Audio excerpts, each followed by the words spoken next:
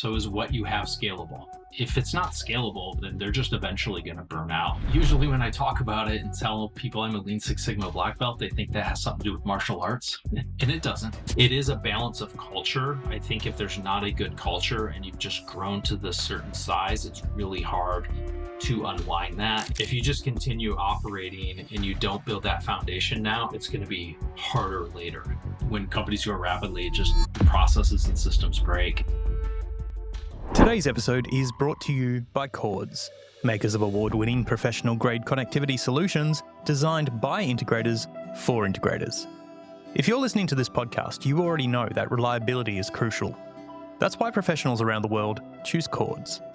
Born in Australia and trusted in over 50 countries, Chords provides robust, fast and effective HDMI, audio, networking, USB-C and control cabling engineered for residential, commercial and mission-critical applications. With over 20 years of experience and a promise of connectivity assured, every Chords product is tested, certified and backed by expert support. Level up your installs today by visiting chords.com.au. That's KORDZ.com.au. From the 3rd to 6th of February 2026, ISE, the world-renowned annual tech show for the systems integration and audiovisual industry, returns to Barcelona, uniting the brightest minds and boldest ideas in smart home and building technology. Last year, almost 12,000 professionals affiliated with the residential sector visited the show for a taste of state-of-the-art industry technology. As co-owner of ISE, CEDIA ensures the show remains the leading voice in residential solutions and home automation. Step into the residential and smart building technology zone at ISE, where visionary concepts meet real-world integration. And don't miss CEDIA's world-class education program, designed to give you the insights, skills and techniques that are shaping the future of integrated living. Don't just keep up with the industry, push beyond and get ahead of it. Join us for ISE 2026 in Barcelona and use our special code, Master Integrator, for free registration at iseurope.org. That's Master Integrator as one word at iseurope.org. Today's cinema clients expect more, and with Colosseum, you can deliver. Through the company's new Spark program, when a vendor opts in, a dealer can get Colosseum-designed cinemas at nearly half price. Spark shares the load between dealer and distributor, cutting your costs and creating stunning immersive designs, including 3D panoramic room tours that drive upgrades and close deals faster. Less wholesale cost, faster sales, Colosseum, the design and documentation wingman you didn't know you needed. Hello and welcome to Master Integrator, the podcast that looks at the people, processes and thinking shaping the systems integration industry. I'm your host, Paul Skelton. Before we get into today's episode, a quick thank you to our sponsors who helped to make this podcast possible. Chords Australia for setting the benchmark in professional grade connectivity. Colosseum, helping integrators build stronger, more profitable businesses through the art of design and documentation. Connected Magazine, the voice of the AV and smart home industry in Australia. Integrated Systems Europe, the world's leading AV and systems integration show. And CEDIA, supporting education, standards and professionalism across our industry. I appreciate all of your support. Now, a quick rant to begin. Because this episode needs it, and you might too, if you're currently looking to hire a salesperson.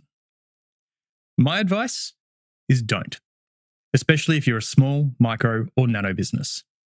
Too many integration businesses hit a growth ceiling and think the solution is hiring a salesperson to generate more leads. What you actually need is operations. If your projects are late, margins are leaking, change orders are messy, that's not a sales problem. That's an operations problem. Plus, no salesperson is going to do a better job selling your company than you. Hiring an operations manager won't feel exciting, it won't stroke the ego, but it may save your business. And that's exactly what today's conversation is about. My guest today is Jason Sayen, founder of I Am Sayen, a Lean Six Sigma black belt and process architect who helps integration businesses get unstuck when growth breaks their systems. Jason has worked across manufacturing, distribution, and integration, and today he helps companies replace reactivity with clarity, structure, and momentum. He knows integration businesses inside out, so if you're stuck, this one's for you. This is Master Integrator. Here's Jason Sayen.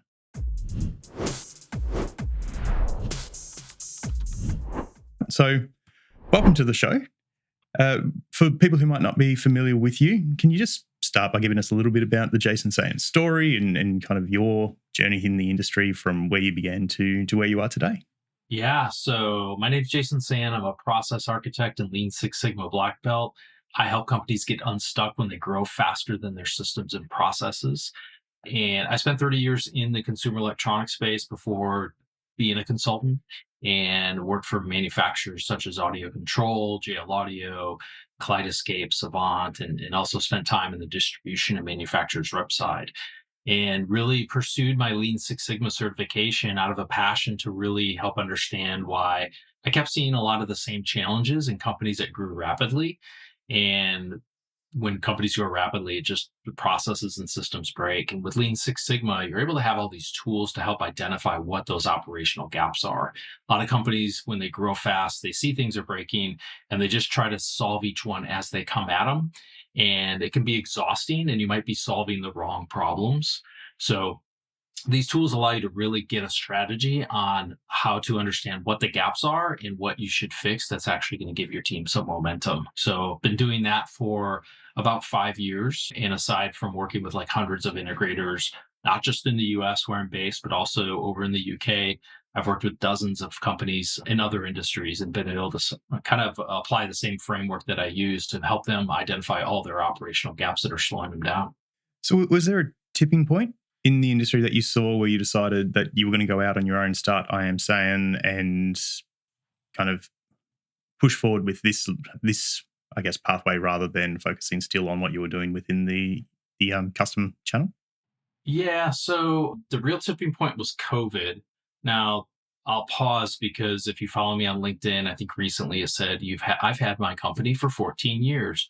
So I started my consulting company in like 2014 because companies were reaching out to me wanting to hire me just kind of for my expertise for like case studies, business plans, marketing plans.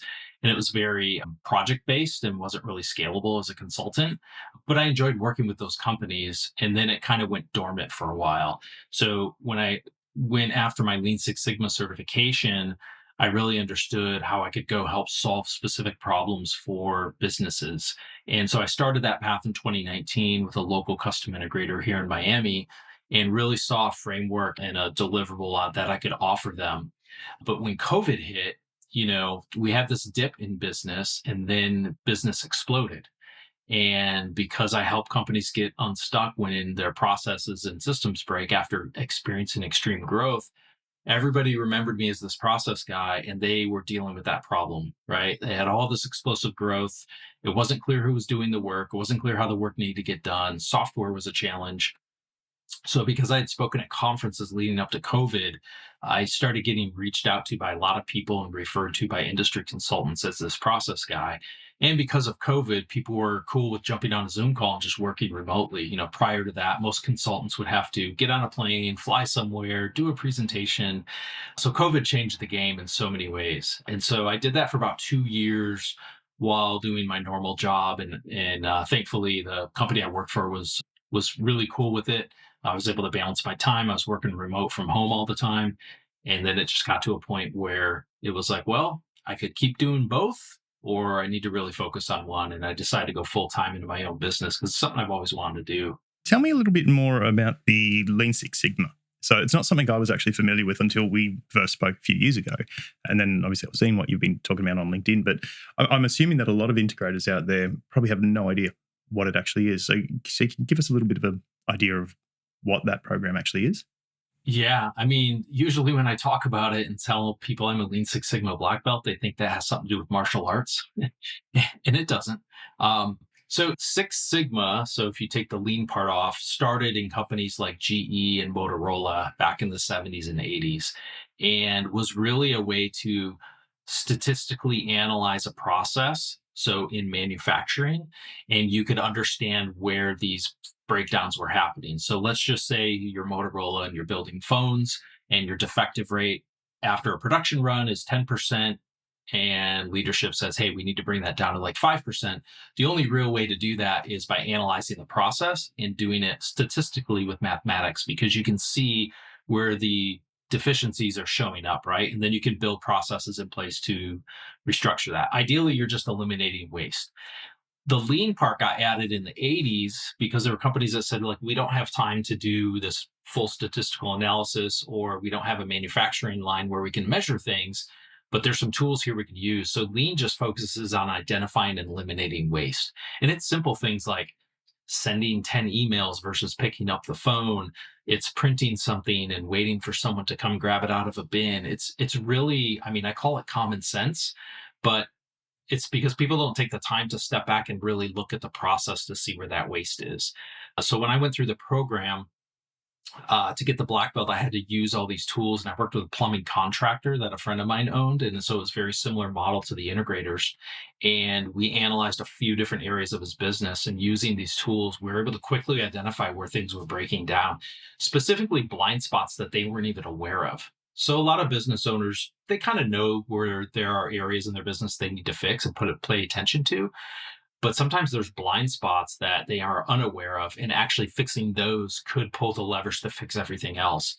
And so I walked away from that experience saying, these are some really defined tools that you can use in any business, and started speaking at conferences and then kind of put together a solution for this industry. But again, it's really just identifying and eliminating waste in the process. And that's what Lean Six Sigma focuses on.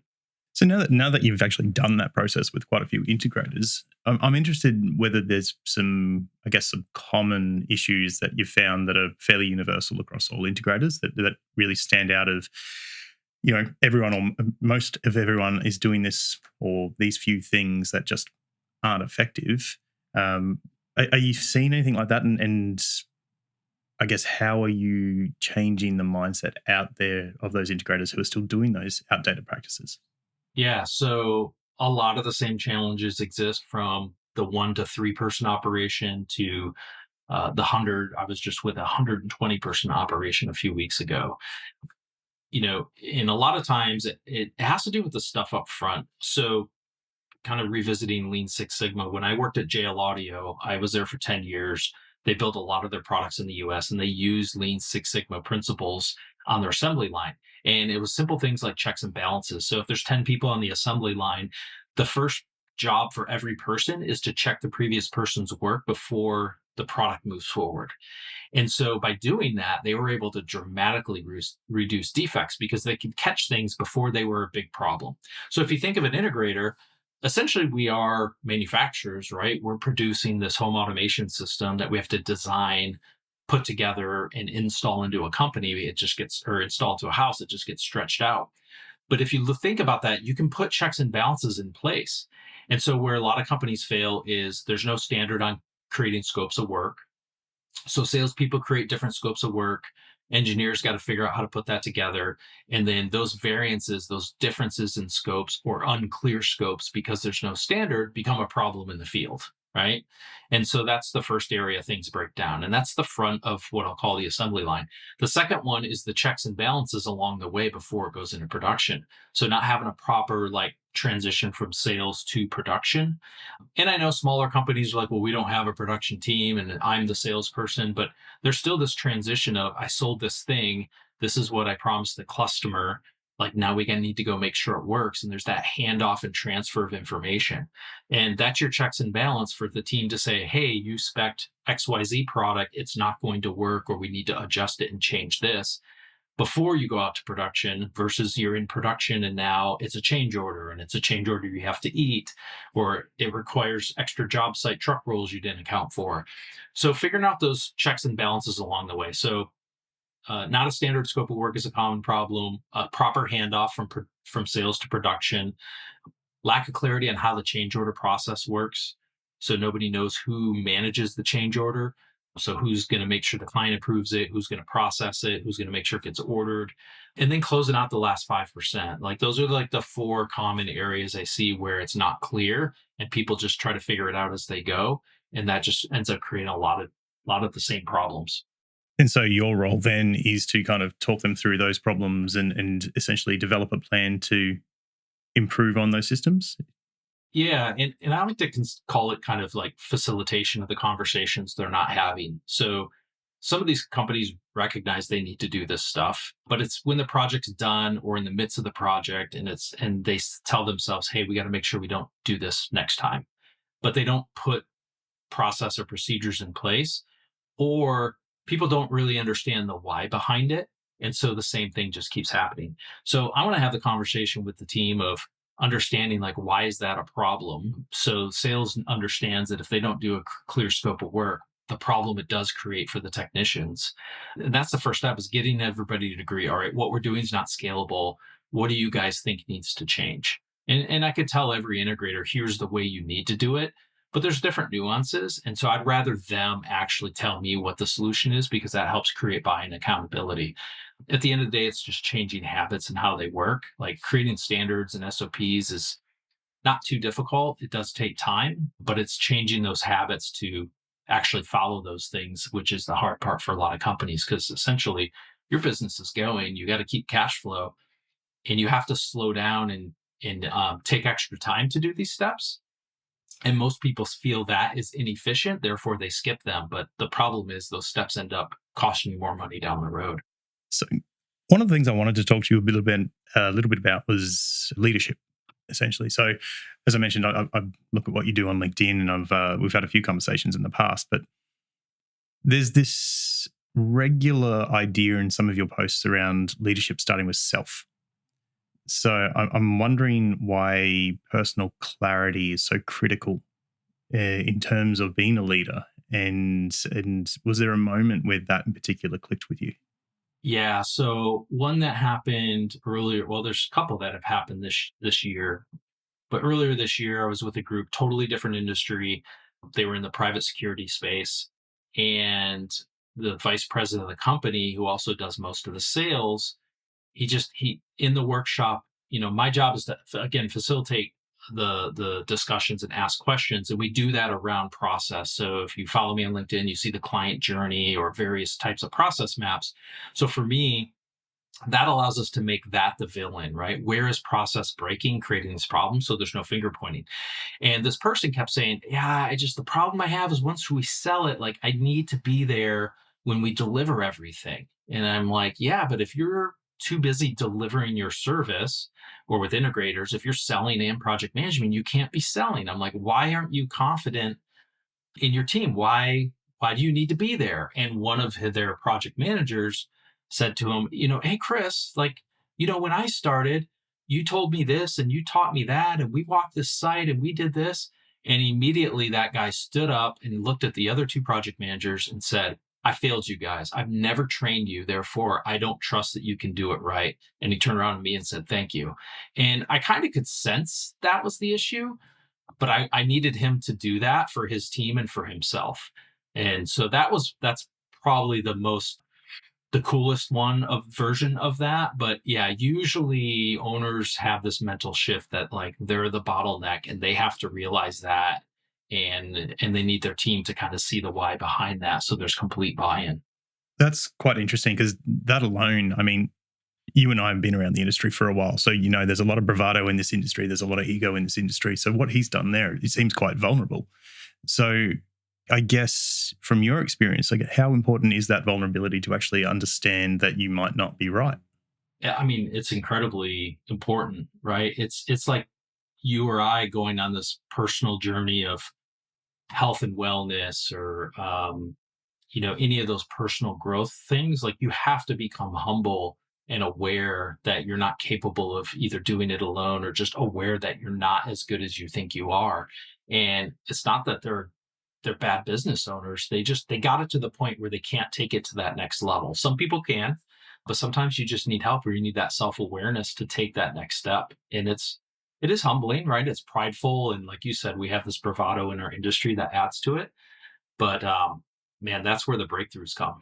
So how do you actually teach delegation? Because a lot of people don't like to hand over the reins to things. So how do you actually get them to follow through and delegate? Yeah, it's, I have my own way. There's certainly consultants that take, like, leadership and, they're leadership management consultants, which is part of it. But for me, it's just providing clarity on the process first. A lot of times I find, specifically in our industry, the reason leaders aren't delegating, because it's just too easy to do it themselves. So they're not taking the time to make it clear on how that work has to get done. We use a tool called a responsibility matrix. So once we've defined kind of their client journey, we've exposed all these gaps, the alignment gaps in terms of like who's not responsible or who's responsible for all these different things along the journey is always very clear. Everybody's just kind of doing what they need to do. So that responsibility matrix allows us to tighten that up because we identify who's responsible for the task, who holds them accountable, who gets consulted, who gets informed. And when we go through that, whether it's as a team or with the owner, if we're putting the R for responsibility under the owner's name, like now it's staring them in the face. Like, this is why I can't get ahead. Like, I'm doing all these things from approvals to training to selling. And so, when you make things obvious, and I'm a big visual person, that's why a lot of the deliverables are visual. It just shows that they have to delegate, but it's not as like overwhelming because now they can see what they need to delegate. Oh, there's these 4 things here that it shows I'm responsible for.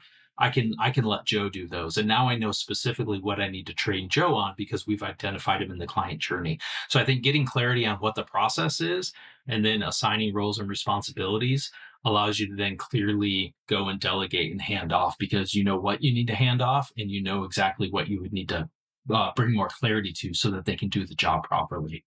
So would this be one of the kind of the harder conversations you actually have to have with the business owners, or are there other conversations that they tend to avoid that you sit there and think, okay, ultimately this is going to be what ends their company? It can be, but I think most companies I engage with know that they need to solve for this. And so there's some humility. And then that exercise kind of brings it to light, but it's not a rubbing their face in it. It's like, yeah, this is not sustainable. The other side of it that affects it that I can't really help with, I always joke, that's a different consultant, is like the culture. So we can build all the processes in the world, but if there's not a really good company culture, like the people are just not going to follow them. So if there's a leader that's like, do as I say, not as I do, that's just not going to work, right? Like, or it's only going to work for so long. So sometimes there's that side of things that where there's a cultural breakdown. Like sometimes I get on Zoom calls and companies will say, well, how are you going to make my people do all this stuff? Like, well, that's not really my job. Now, we want them to be a part of everything we do, whether it's virtually or in person. And if they're a part of it and they get to comment and critique and give feedback, they're kind of accepting that they want to do this new way of doing things. And that's a huge part of it. But after that, it's all based on like culture and core values for them to actually make the right decisions.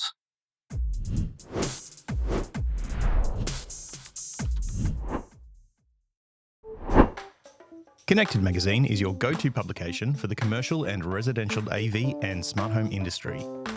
Integrators have more tools at their disposal than ever before, from the biggest flight case in the warehouse to the emerging potential of VR.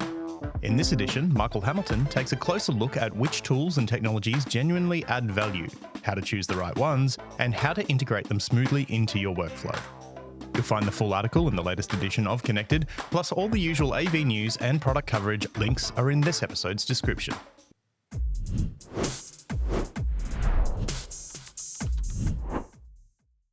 Okay, so one of the things that you have developed is the guide framework. And I know that features quite centrally in what you actually do in your process. And I wanted to talk to you a little bit about that. So I guess to start with, can you tell us a little bit about guide and what it was, I guess, created to actually try and solve? Yeah. So the very first client that hired me, I was doing a presentation at a buying group conference about process and Lean Six Sigma. And he says, hey, can I hire you? And I said, well, I just told you everything here on stage and I'll send you the deck. I don't know what you're hiring me for. I didn't have a real service. He said, no, I need to take what's in my head about how my business runs and map it out in a way that we can identify where all these gaps are that are slowing us down, but also make it clear to everyone how the work flows through the company. The techs are out in the field installing stuff. They don't understand what's happening upstream and downstream of where they're working. My designers are in their world and they're in their silo. They don't understand what happens upstream and downstream. So that's where we created this, the client journey, which is not new, but I took it from a different level where we had this 10,000 foot view of the business. to show how a project flows through their company. And so when we did that, it really opened my eyes, how visual references really help people understand things. Most adults are visual learners, and we process images 10,000 times faster than words. When we put that map in front of his group of 15 employees, it was like their eyes opened up on actually how the work gets done. So we quickly saw the gaps. The other thing I was learning along that time is people would reach out to me and say, "Hey, you're going to help me write my SOPs and write my checklist." And I said, "Yeah, that's part of it. So which ones do you need? I don't know where to start. Like, I have these 4 areas that are fires, but I need them for the entire company, but I don't know where to start." So what I learned through creating this client journey is we could create milestones that then allowed us to identify all those knowledge gaps, specifically what SOPs and checklists we needed to create. So it start with a visual, identify your gaps, and from there, now you have a clear strategy on what you need to create to support the workflow. And so I call it GUIDE because it stands for Great Utility and Documented Experiences, because it's not about SOPs, it's not about workflows. It's this experience of creating these and having this guide and single source of truth that you can constantly reference. Okay. So, as a concept, are you finding that guide is fairly universal then? So, can you actually pretty much apply that to any integration business, for example, and kind of solve maybe not 100% of the problems, but the vast majority of the issues that a business might be experiencing? Yeah, 100%. So I work in a lot of other industries as well. So I've worked in capital investment group, real estate investment groups, renewable energies, aerosol manufacturing, earlier this year, a medical technology group. And so what we do is we find the area of their business where they feel process is broken. And it could be their version of a client journey. It could be another division within their company. And so once we've defined kind of that, I call it macro process, like we don't want to try and define what invoicing or how to invoice is. Like we want to zoom out to see this bigger picture. And so then that becomes that guide framework. So where does that process start and where does it end? And what are all the, milestones in between? What are all the different phases in between? And when you do that mapping, it surfaces all the gaps. So in Lean Six Sigma, we call that process value stream mapping. You map a process, you identify which steps add value and which steps don't. Those are typically waste. And then you remap the process to redefine it, streamline it. So you can do that for something as simple as receiving products in your warehouse or sending an invoice.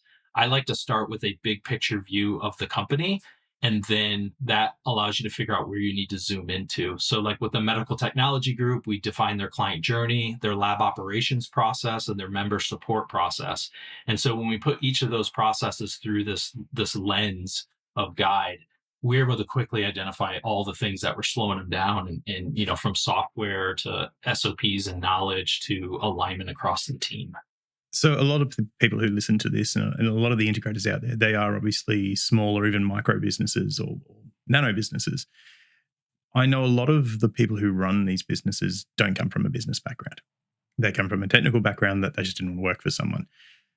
How have you been able to engage with these people to ensure that they can roll out a similar system? Because I know a lot of them get very, very hesitant or cautious around bringing in business experts because either they think they're too small for it or they don't think it's necessary. So how have you gotten through to them? And I guess, why is it important for someone that size to still be implementing these processes now before they grow?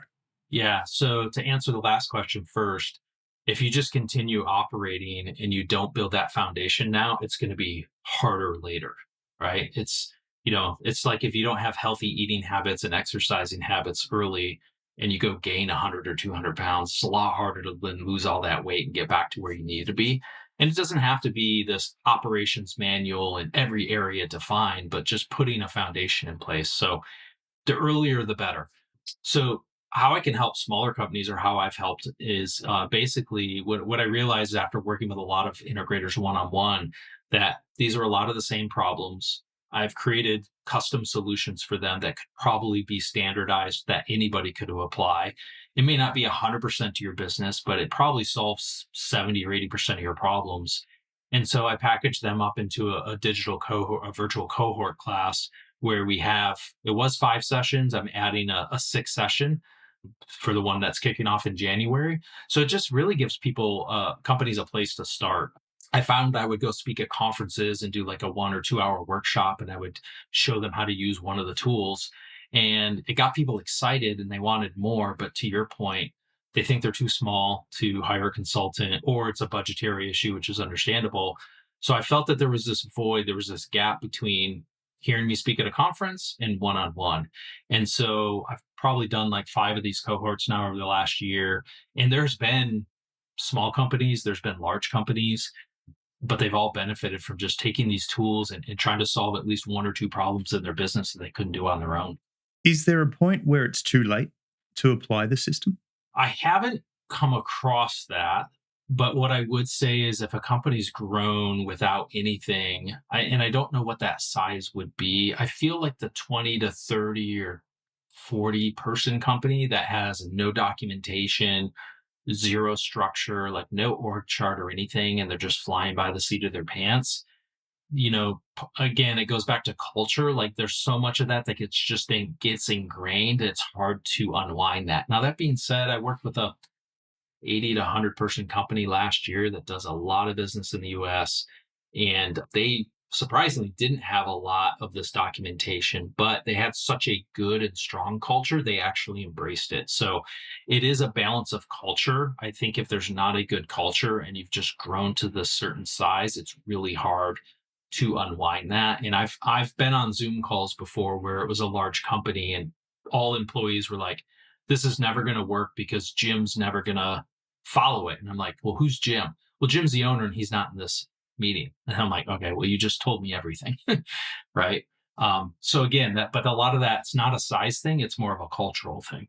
So how do you get through to those guys who might have been in business for 20 or 30 years? And I mean, it's just people who know me know that I will talk about these people who have been in business for 20 years. It doesn't mean they've been doing business well for 20 years. It just means that they've been around for 20 years.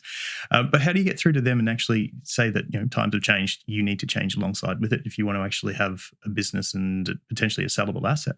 Yeah, I mean, if I'm able to get that person on in the Zoom call, that shows that they're open to it because I've had a few Zoom calls with like employees that know they need it and the owner's not willing, and I don't chase them. Like I can't convince them. But my question is basically like, okay, so is what you have scalable? Because if the answer is no, and usually it is no because that's why they're dealing with all these challenges, then they have to change. Like whether they hire me or they hire a different business coach, just help them become a better leader, a better business owner through like financial metrics, which is another path. But if it's not scalable, then they're just eventually going to burn out. And I've seen that with companies that couldn't manage the growth they had and they ended up firing employees and scaling back the business. So talking about scalability there, and so from an integrator's perspective, what are some of those things that you see as, I guess, must-haves to being scalable and things that a lot of them are doing that maybe they really shouldn't be if they do want to have a scalable business? I mean, probably the biggest thing would be checks and balances along the way. And like the one that I see doesn't happen enough is like a weekly production meeting so that you can really understand your work in progress. And so companies that don't do it just say they don't have time. But the whole goal of that meeting is to catch problems before they become bigger problems, right? Like making sure change orders are up to date, making sure clients have been invoiced, making sure that whatever's happening at the job site, it gets relayed back to the office so you can respond versus react. And that alone is actually going to create more time. It doesn't happen right away because our projects are so stretched out. But if you can do a weekly production meeting just to stay on top of things and again, respond instead of react, after a month or two, you're going to see things actually operate better because you're not going to that job site 2 more times to fix the problem that should have been caught.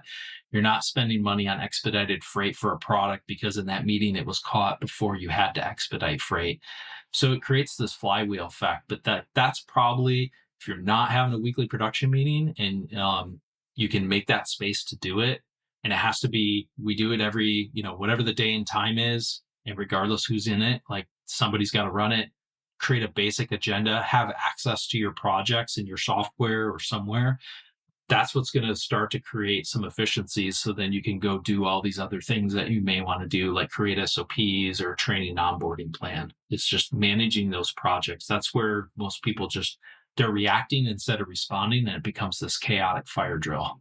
So I'm interested from your perspective then what you think is riskier of either moving too fast without clarity or a plan or staying still out of fear. I think staying still without a fear, because you're essentially, people think like, well, I'm not making a decision, but you're deciding not to do anything. And it's another area a lot of companies get stuck is they realize they need process, and whether it's SOPs, like just they need structure, and that they want it to be perfect before they actually implement it. And it doesn't have to be, it shouldn't be. Like if you recognize you have this production meeting that you're not doing and there's probably 10 other issues, that production meeting is probably going to fix the 10 other issues. Just like start meeting regularly and talking about the projects. I just had this conversation with a client. We just finished a workshop a few weeks ago today. And I said, hey, did you start having that sales meeting? Because they recognized in the workshop that nobody understands the pipeline of sales, meaning engineering. And so engineering can't really manage their bandwidth and their availability because they don't even know what's coming. And so it was decided to do a weekly sales meeting like the production meeting. They're a pretty large integrator, so that everybody could get on the same page with what's in the pipeline.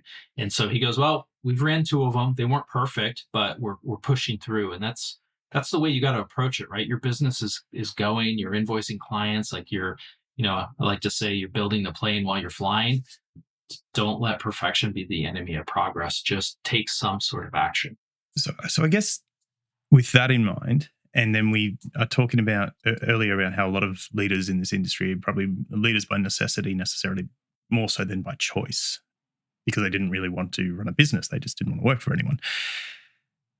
How do you work with them to ensure that they have a handle on things, and what steps can they take to make sure that they don't suffer from overwhelm and kind of get completely stuck with what they're doing and get hyper focused on details that might not necessarily be, I guess, relevant at that immediate time? Yeah, I mean, some ways I help is that our engagement kind of becomes therapy to a degree.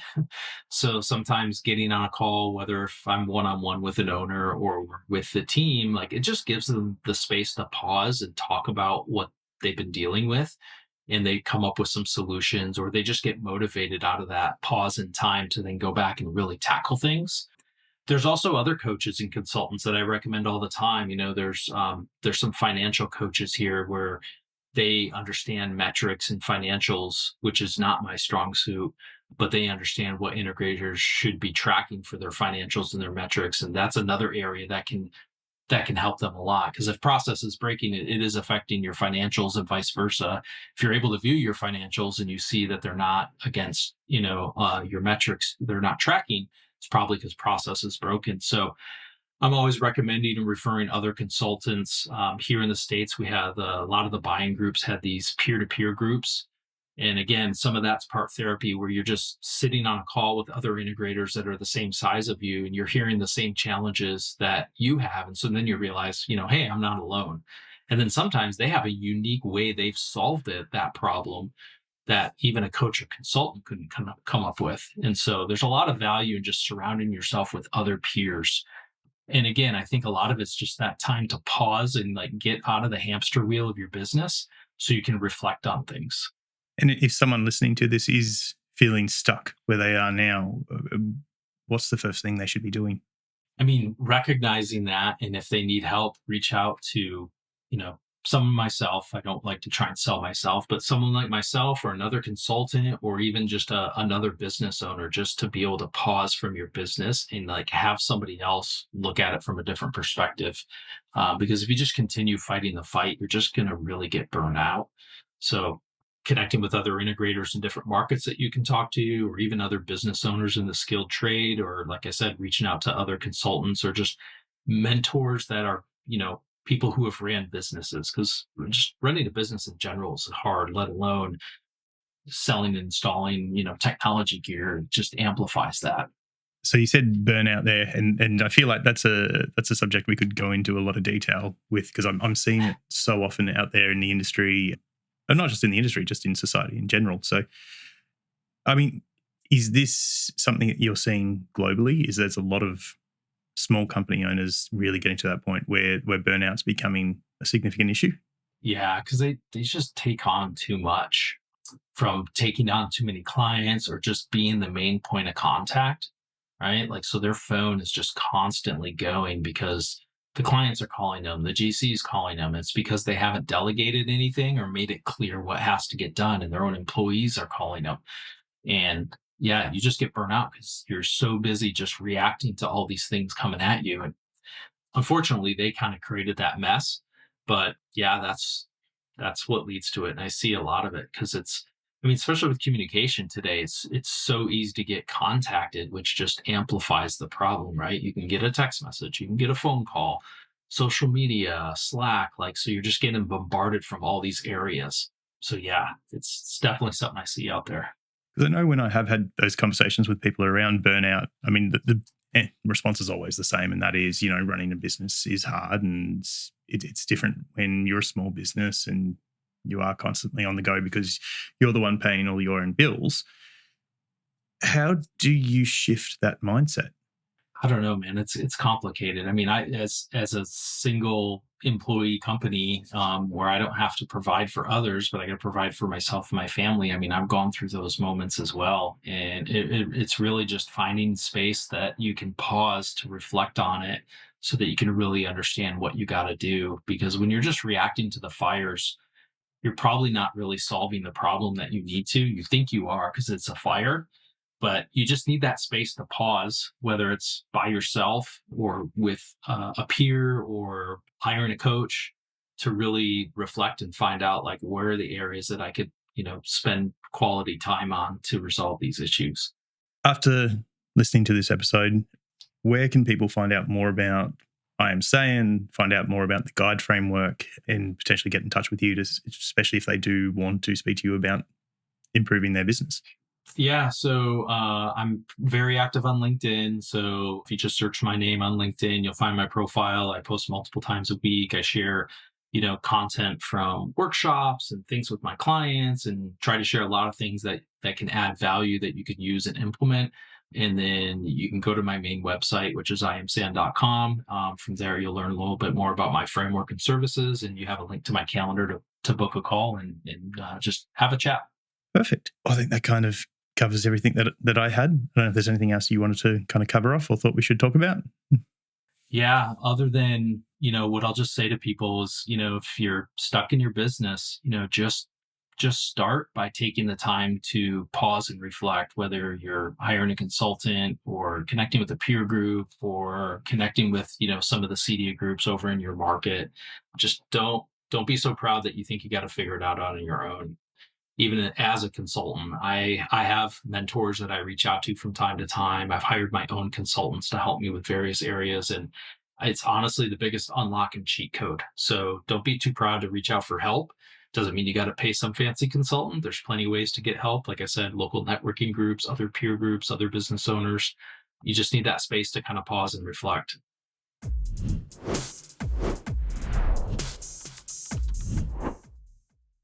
A massive thank you to Jason Sayen for joining me on the podcast today.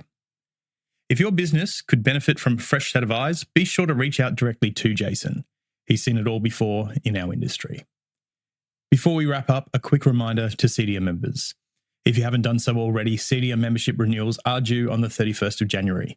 With everything happening around education, workforce development, cybersecurity, and professionalism in our industry, staying engaged has never been more important. And one more thing before we go. According to Spotify Wrapped, Master Integrator was the #1 podcast for 30 listeners in 2025. We had listeners in 14 countries, appeared in the top 10 podcasts for 82 people, and outperformed 91% of all new shows. That is genuinely humbling. So if Master Integrator was your #1 podcast on Spotify Wrapped, send me a screenshot of your Wrapped result and your postal address to info@masterintegrator.com.au, and you'll go into the draw to win some Master Integrator merchandise as a small thank you. And finally, thank you to the partners who support Master Integrator and the broader industry: Chords Australia, Colosseum, Connected Magazine, Integrated Systems Europe, and CEDIA. Your continued support helps keep these conversations happening. Thank you for listening to Master Integrator. I'm Paul Skelton. I'll see you next time.